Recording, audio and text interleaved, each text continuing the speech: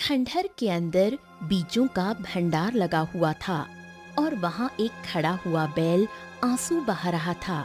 उसकी आंसू भरी नजरें सोने के पौधे पर टिकी हुई थीं। उस पौधे पर हीरे के बड़े बड़े बीज लटक रहे थे। जाओ, सच्चे मनुष्य को जब तुम यहाँ पर लेकर आओगे और वो सच्चा मनुष्य परीक्षा से गुजरेगा, तभी सब कुछ ठीक होगा। जादुई पौधे की बात सुनकर बैल की आंखें भर आईं। वो खंडहर से बाहर चला गया और जंगल की गहराइयों में खो गया। इस घटना के कुछ समय बाद केशव नगर के सुंदर घने जंगलों के बीच बिलासपुर गांव बसा हुआ था। वहाँ राम और बलराम नाम के दो भाई रहते थे।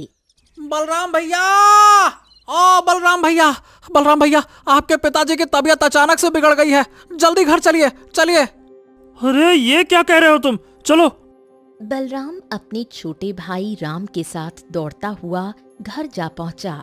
वहां उनके बूढ़े पिताजी चारपाई पर बैठे थे और पास ही वैद्य बैठे हुए थे। हाँ बलराम, तुम्हारे पिताजी के शरीर के अंदर बीमारी ने पूरी तरह से घर कर लिया है, जिसका कोई इलाज नहीं है। चलो भाई, राम राम। इतना कहकर वैद्य वहां से चला गया। देखो बलराम, मेरा अंतिम समय आ गया है। अब मैं ज्यादा दिन तक इस संसार में नहीं रह पाऊंगा। देखो बलराम, मुझे तुम पर भरोसा है। तुम ईमानदारी से सारी संपत्ति को आधा आधा हिस्सा अपने छोटे भाई से बातचीत करके बांट ले। इतना कहकर बलराम के बूढ़े पिता ने दम तोड़ दिया। कुछ देर बाद वो दोनों अपने पिता का अंतिम संस्कार कर घर लौट आए। कुछ समय बीत गया। एक दिन बलराम की पत्नी राधा, जो कि बहुत चतुर और तेज थी, बलराम से बोली, पिताजी को गए काफी समय हो गया है। मुझे लगता है कि अब तुम दोनों भाइयों को संपत्ति का बंटवारा कर देना चाहिए। बाहर से देखने पर बलराम बहुत अच्छा इंसान लगता था, लेकिन अंदर से उसमें भी चतुराई, लालच और मक्कारी कूट कूट कर भरी थी। कहे तो तुम सही रही हो। मैं तो हमेशा सही कहती हूँ। मेरी बात मानो। हमारा जो खेत है वो आधा बंजर है और आधा हरा भरा। हरा भरा खेत अपने हिस्से में रखना और बंजर खेत अपने छोटे भाई को दे देना। और हाँ, जिस घर में हम रहते हैं उसके अलावा एक दूसरा घर भी है जिसकी हालत बहुत खराब है। वो तुम अपने छोटे भाई को दे देना। अच्छा, और अगर राम ने कुछ सवाल किया तो मैं क्या जवाब दूंगा? क्या जवाब दोगे? बोल देना कि वो छोटा है और तुम बड़े हो। उसने खेत में काम करना केवल 2 साल पहले शुरू किया है, जबकि तुम बचपन से बैल की तरह अपने पिता के साथ खेत में जुत रहे हो। बिल्कुल सही कह रही हो तुम। ठीक है, अब से मैं ऐसा ही करूंगा। अगले दिन बलराम अपनी पत्नी राधा के साथ राम के आंगन में जा पहुंचा। हाँ, तो देखो छोटे भाई, पिताजी तो अब रहे नहीं, इसीलिए अब हम दोनों को संपत्ति का बंटवारा कर लेना चाहिए। लेकिन भैया, मैं तो आपके साथ ही रहना चाहता हूँ। अरे अरे छोटे, ये सब बातें कुछ समय के लिए अच्छी लगती हैं। देखो, हमें अभी से अपने भविष्य के बारे में सोचना चाहिए, है ना? हाँ, ठीक है भैया, जैसी आपकी मर्जी, बताइए। हाँ, तो फिर मेरी बात ध्यान से सुनो। देखो, हमारा खेत आधा उपजाऊ है और आधा बंजर। उपजाऊ जमीन का हिस्सा मैं रखूंगा, क्योंकि भाई मैं बचपन से ही पिताजी के साथ मेहनत करता आया हूं, खेती करता आया हूं, जबकि तुम केवल 2 वर्ष से खेत में हाथ बटा रहे हो। और हमारे 2 घर हैं, एक ये है और दूसरा घर। उसमें तुम अपनी पत्नी के साथ रहोगे, क्योंकि इस घर पर मैंने काफी खर्चा किया है, इसीलिए मैं यहाँ रहूंगा। ठीक है? ये सुनकर राम चौंक गया। तभी उसकी पत्नी गौरी गुस्से से बोली, ये तो सरासर अन्याय है। आप बेकार के हिस्से अपने छोटे भाई को दे रहे हैं और अच्छे हिस्से अपने पास रख रहे हैं। देखिए भैया, मेरी पत्नी गौरी सही कह रही है। खेत का आधा बंजर हिस्सा अगर आप मुझे दे देंगे तो मैं खेती किस पर करूंगा? अब देखो, वो सब मुझे नहीं पता भैया, लेकिन बंटवारा तो वैसे ही होगा। जिस दूसरे घर की आप बात कर रहे हैं वो घर नहीं बल्कि एक झोपड़ी है। तो मैं क्या कर सकता हूँ? तुम दोनों के हिस्से में वही आ रहा है तो वही न दूंगा। ये क्या बात कर रहे हैं भैया? आप गलत बंटवारा कर रहे हैं। मैं इस बंटवारे को नहीं मानता। बंटवारा होना चाहिए तो पूरा न्याय से होना चाहिए। खराब खराब चीज हमारे हिस्से, अच्छी अच्छी चीज आपके हिस्से, ये बंटवारा होता है क्या? ये तो मनमानी है। मनमानी है तो फिर ठीक है भैया, अगर तुम इस मामले को पंचायत में ले जाना चाहते हो तो तुम्हारी मर्जी। इस गांव का मुखिया मेरा दोस्त है, वो भी मेरी ही बात मानेगा। समझ गए? अभी जो मिल रहा है रख लो, बाद में कहो ये भी ना मिले। बेहतर यही होगा कि पंचायत तुम्हें जलील करे और कुछ ना दे। उससे अच्छा है कि ये मामला घर की चार दीवारी में सुलझा लो। हाँ ठीक है भैया। हाँ तो फिर ठीक है भाई, हो गया फैसला। तुम अभी और इसी वक्त ये घर छोड़कर चले जाओ। चलो भाई। राम आंखों में आंसू लिए अपना सामान उठाकर दूसरे घर में चला गया। गौरी ने बिल्कुल सही कहा था, वो घर नहीं बल्कि केवल एक झोपड़ी थी। तुम्हारे बड़े भाई ने हमारे साथ इतना बड़ा धोखा किया। वो पूरी तरह से बेईमानी पर उतर आए और तुमने कोई आवाज भी नहीं उठाई। मैं चाहता तो पंचायत में मामला ले जा सकता था, परंतु बदनामी तो हमारे घर की होती ना गौरी। ये सब तो ठीक है, लेकिन अब आप क्या करेंगे? क्या कभी बंजर जमीन पर अनाज उगता है? मुझे भगवान पर पूरा भरोसा है। भगवान ने मुझे 2 परिश्रमी हाथ दिए हैं। देखना तू गौरी, मैं बंजर जमीन का सीना चीर कर उसमें बीज बो दूंगा, और अगर भगवान की कृपा रही तो उसी में अनाज उगाकर गांव वालों को दिखाऊंगा। तू देखना। अगले दिन राम अपने बंजर खेत पर पहुंचा और हल चलाने लगा।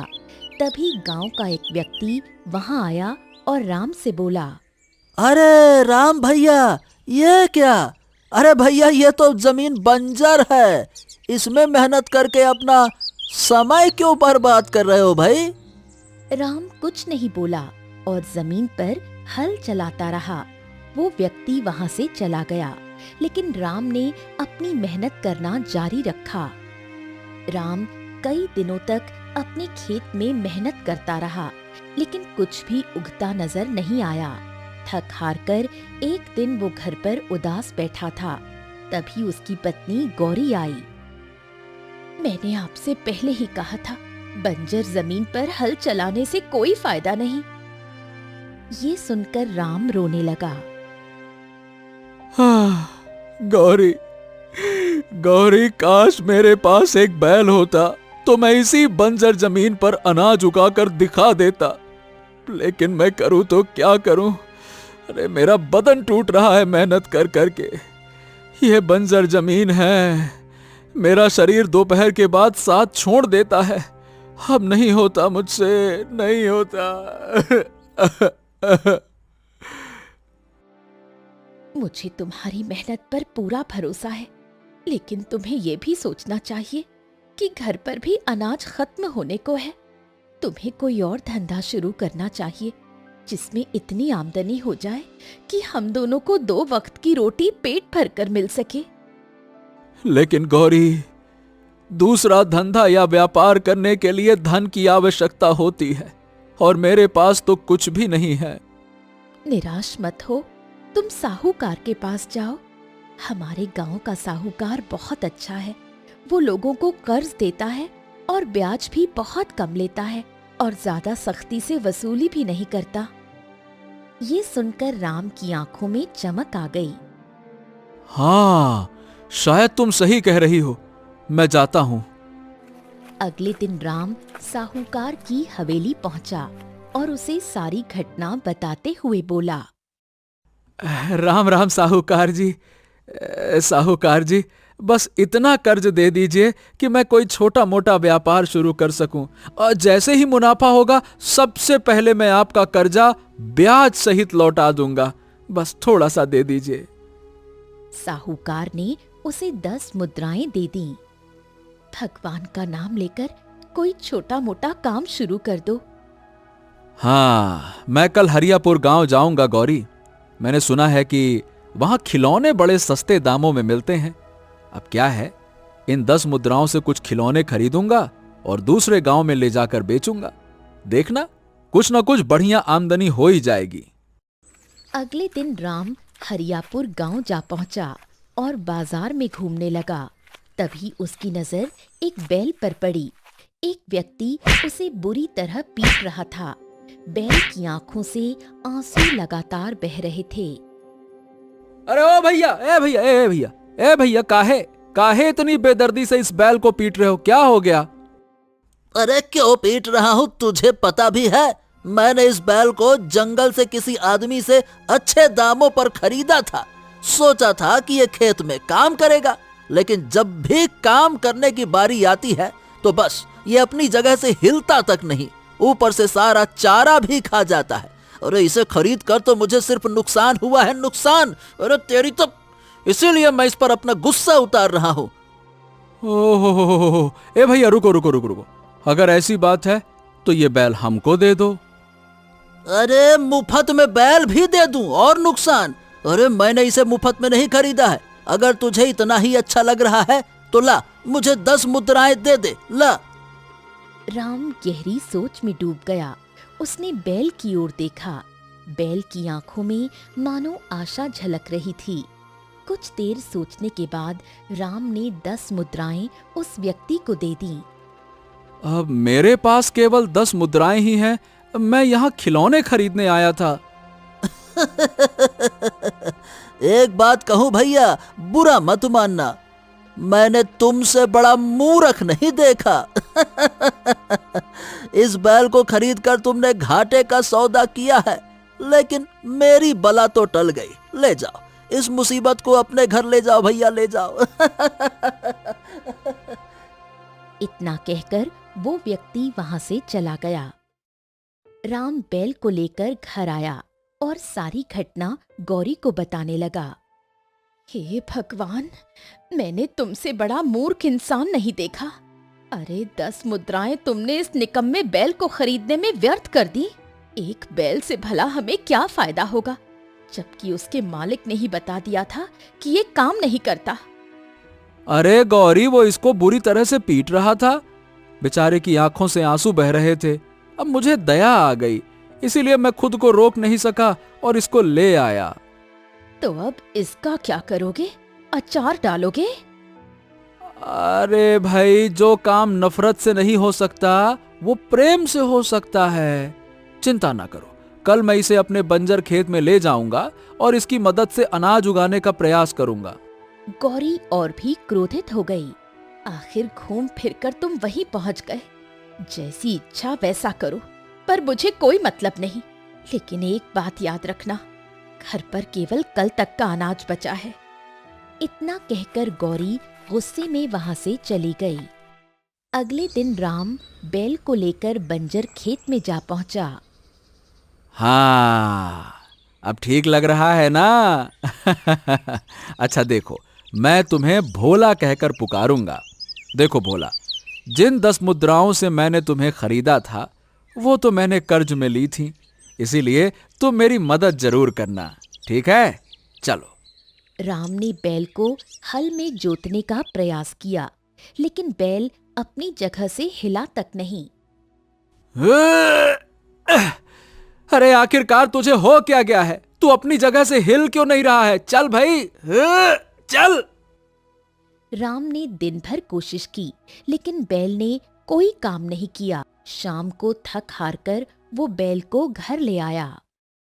घर पर राम का उतरा हुआ चेहरा देखकर गौरी ने गुस्से से कहा, क्या हुआ? तुम्हारे इस बैल ने तुम्हारा पूरा खेत जोत डाला? चेहरा तो बिल्कुल बुझा हुआ लग रहा है। राम कुछ नहीं बोला। उसकी आंखों से आंसू निकल आए। अगले दिन भी राम बैल को खेत में ले गया, लेकिन बैल अपनी जगह से हिला ही नहीं।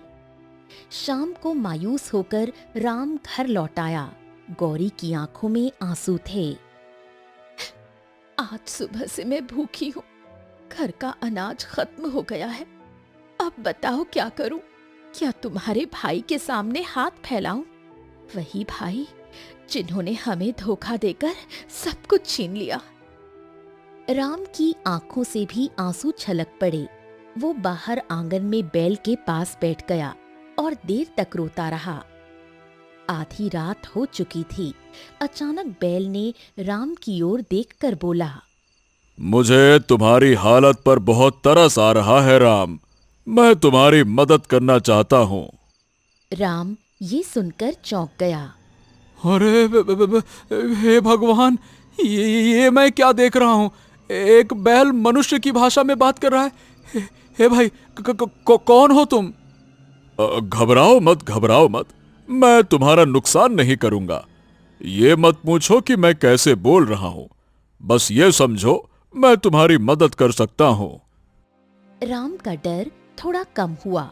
उसने तुरंत गौरी को बुलाया और सारी घटना बताई। हे भगवान, ये बैल मनुष्य की तरह बोल रहा है। राम, इसे वापस वहीं छोड़ाओ जहां से तुम इसे लाए थे।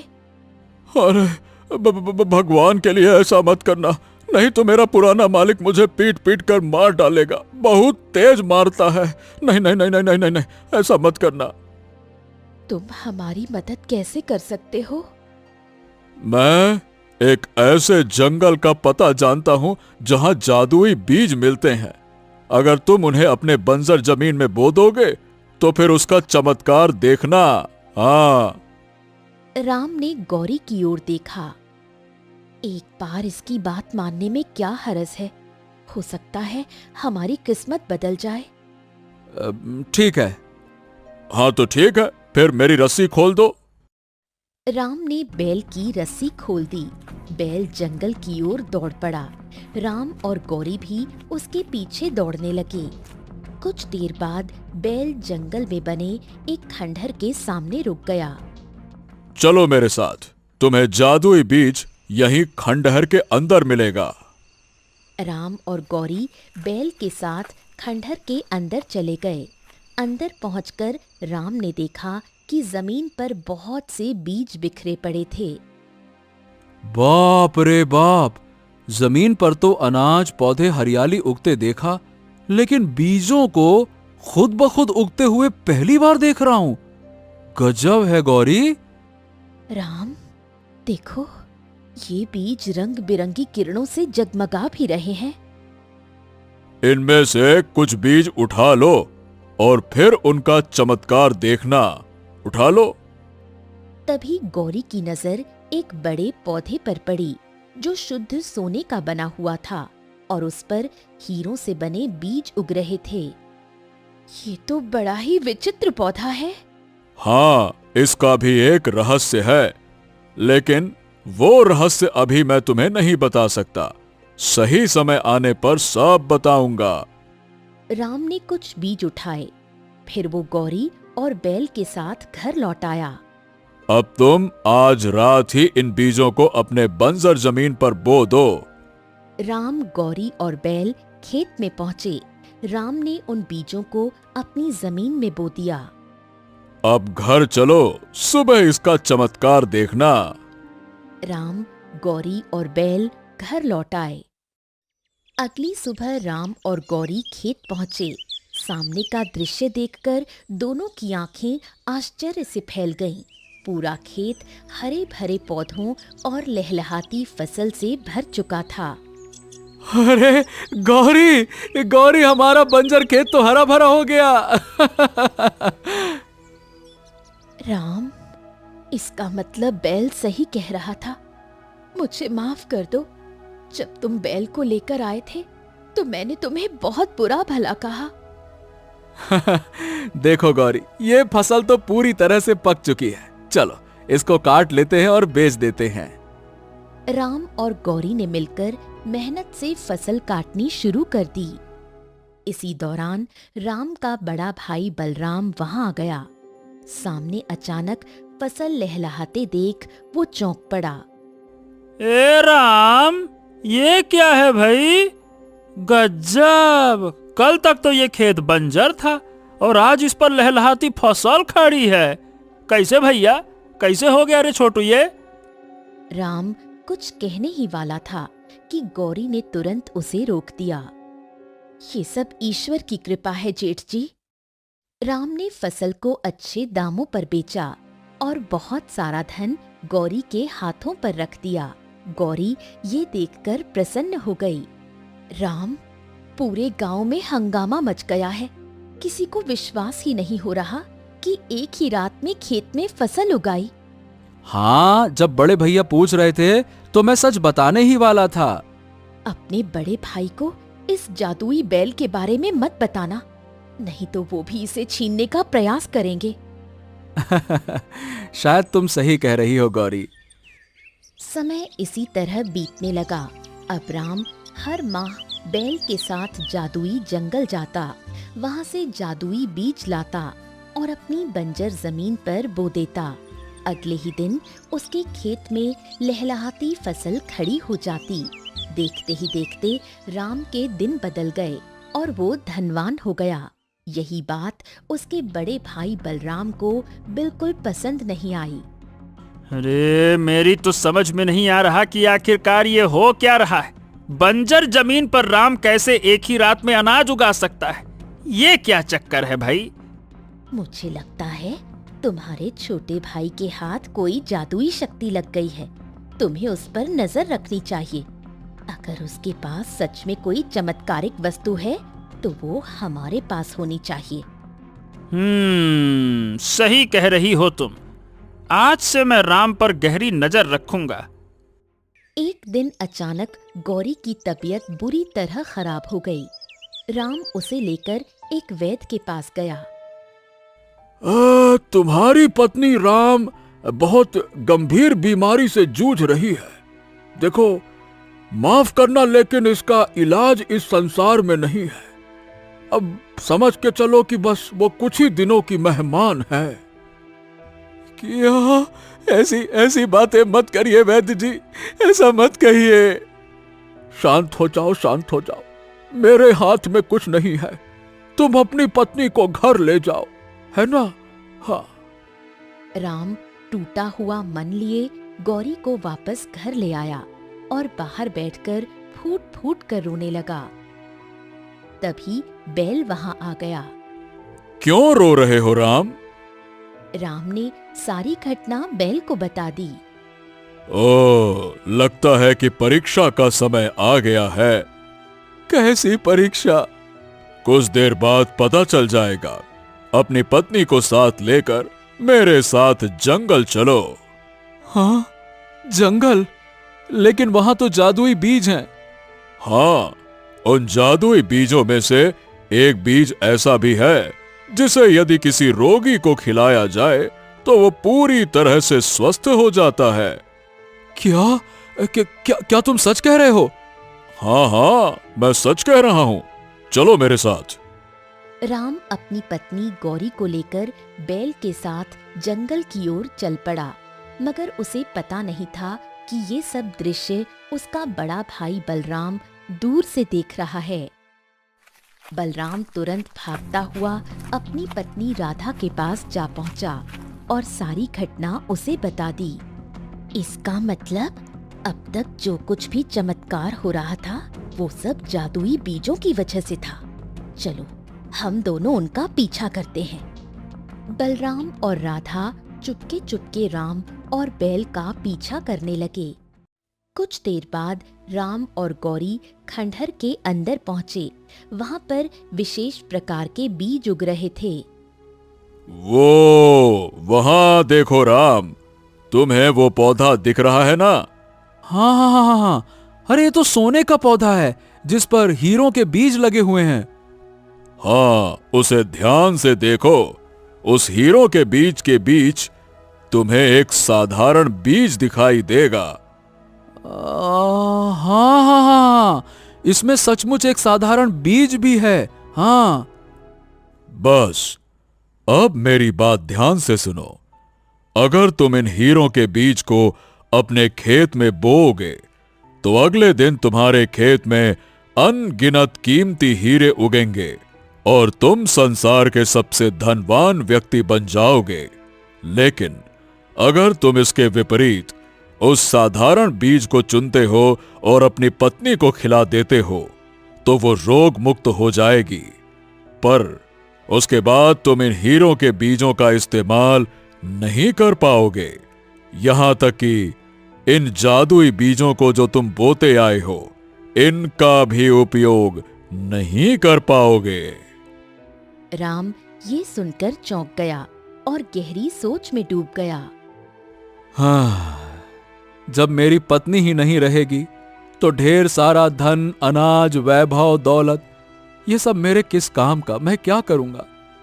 नहीं नहीं नहीं, मैं अपनी पत्नी को स्वस्थ देखना चाहता हूं, बस। याद रखना राम, जैसे ही तुम ये बीज अपनी पत्नी को खिलाओगे, यहां जितने भी जादुई बीज हैं, ये सोने का पौधा सब गायब हो जाएंगे और पूरा खंडहर साधारण हो जाएगा। राम साधारण बीज की ओर बढ़ा ही था कि तभी बलराम और राधा हाथों में तलवार लिए वहां आ पहुंचे। अरे राम, मैं तेरे और बैल की सारी बातचीत सुन चुका हूँ। उस जादुई बीज को फेंक दे, चुपचाप फेंक, चल फेंक। अगर तूने इस गौरी को खिला दिया तो सारे जादुई बीज हमेशा के लिए गायब हो जाएंगे और ये मैं किसी भी कीमत पर बर्दाश्त नहीं कर सकता। अरे फेंक रे जल्दी से, नहीं तो फेंक। मुझे सारे के सारे जादुई बीज चाहिए। भैया भैया, मेरी पत्नी कुछ दिनों की मेहमान है। क्या आप चाहते हैं कि वो मुझे छोड़कर चली जाए? बताइए भला।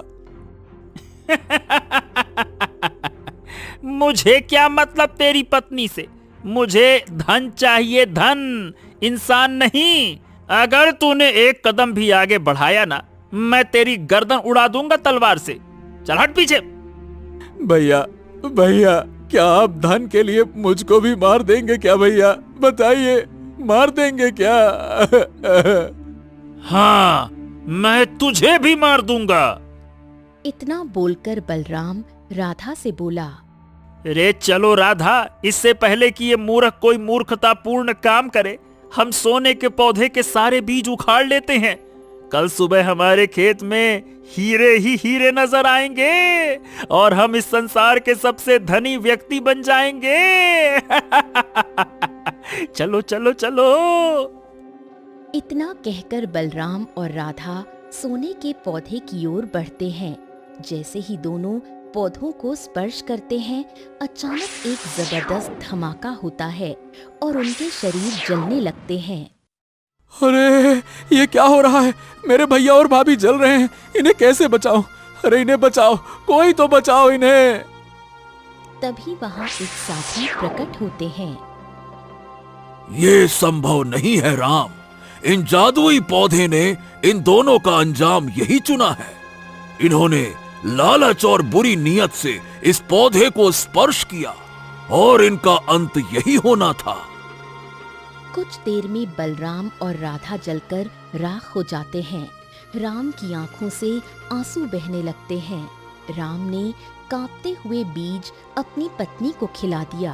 बीज खाते ही गौरी उठ बैठी। मुझे अब बिल्कुल ठीक महसूस हो रहा है। अचानक एक और धमाका होता है और बैल एक सुंदर राजकुमार में बदल जाता है। राम हैरान रह जाता है। ये क्या? आखिर ये सब क्या हो रहा है? कुछ समय पहले मैंने तपस्या करके बड़ी मुश्किल से इन जादुई बीजों को इस जंगल में उगाया था। मेरा उद्देश्य था कि इन बीजों के जरिए मानवता की भलाई की जा सके, सूखाग्रस्त इलाकों की मदद हो सके। लेकिन इसी रहस्य का पता राज्य के राजकुमार आदित्य को चल गया। वो एक लालची और घमंडी राजकुमार था। मैंने उसे चेतावनी दी थी कि इन बीजों को लालच से मत छूना, लेकिन वो नहीं माना। उसने सीधे सोने के पौधों को हाथ लगा दिया जिस पर हीरे के बीज लटक रहे थे और तुरंत वो एक बैल में परिवर्तित हो गया। उस दिन जादुई पौधे ने उसे श्राप दिया कि तुम बैल के रूप में रहोगे, लेकिन चाहकर भी बैल जैसा काम नहीं कर पाओगे। तुम्हारे मालिक तुम्हें बेचेंगे। जब कोई सच्चे मन वाला लालच रहित मनुष्य तुम्हें खरीदेगा और तुम्हारा रहस्य जानेगा, और फिर भी अगर वो धन की बजाय अपने परिवार को चुनेगा, तभी तुम श्राप से मुक्त हो पाओगे। हाँ, और राम, तुम्हारी वजह से आज मैं इस श्राप से मुक्त हो पाया हूं। राम की आंखें भर आती हैं। साधु राम के पास आते हैं। तुम्हारे भाई और भाभी ने लालच से उस पौधे को छुआ, इसीलिए उन्हें उसकी सजा मिली। अब ये बीज तुम्हारे हैं राम, जितने चाहे उतने ले जाओ। हाँ, साधु महाराज, मुझे इन जादुई बीजों की आवश्यकता नहीं है। मैं तो बस इतना चाहता हूं कि मेरी बंजर जमीन फिर से उपजाऊ हो जाए। मैं किसान हूं और अपनी मेहनत से फसल उगाना ही मेरे लिए सबसे बड़ा सुख है। साधु मुस्कुराते हैं और एक साधारण बीज राम को दे देते हैं। इसे अपने खेतों में बो देना। तुम्हारा खेत फिर से हरा भरा हो जाएगा। पर ध्यान रहे, इस स्थान का रहस्य किसी को मत बताना।